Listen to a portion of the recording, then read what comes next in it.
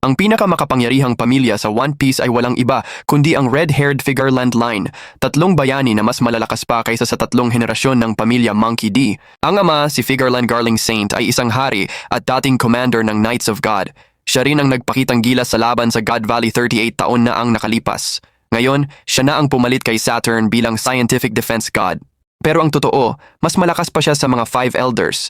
Pangalawa lang sa pinuno ng mundo na si Imu. Dahil dito, kaya niyang parusahan ang mga Celestial Dragons kahit kailan niya gusto ni hindi nga niya pinapansin sina Mercury at Mars. Hindi biro ang galing ni Garling Saint sa espada.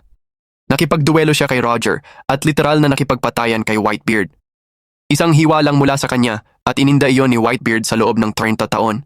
Hanggang ngayon tuwing nakikita ang mukha ni red-haired Shanks, bumabalik sa alaala ni Whitebeard ang araw ng laban nila ng ama nito.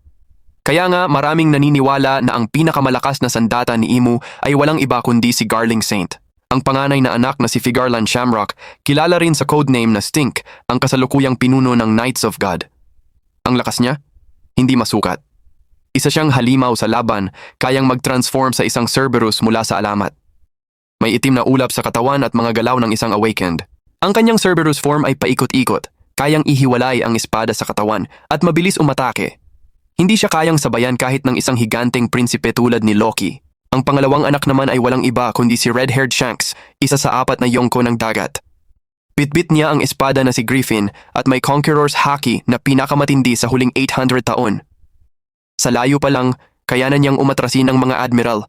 Sa malapitan, isang suntok lang, bagsak ang mga vice admiral. Kayang-kaya rin niyang patumbahin ang mga pirata agad. Pero ang tunay na kinatatakutan ng mga pirata sa New World ay hindi lang ang lakas ni Shanks, kundi ang kanyang reputasyon. Dahil sa pangalan niya, pinatigil ni Sengoku ang digmaan. Si Kaido, umatras agad. Siyempre, may mga matitigas ang ulo gaya ni na Bartolomeo at Kid at alam na natin ang nangyari sa kanila. Winasak ang barko at hanggang ngayon, hindi pa alam kung buhay pa ang mga tripulante. Sa madaling salita, hindi dapat binabaliwala ang pamilya ng red-haired. Isang alamat ang ama, ang panganay ay pinuno ng Knights of God. At si Shanks ay isa sa 4 na Yonko.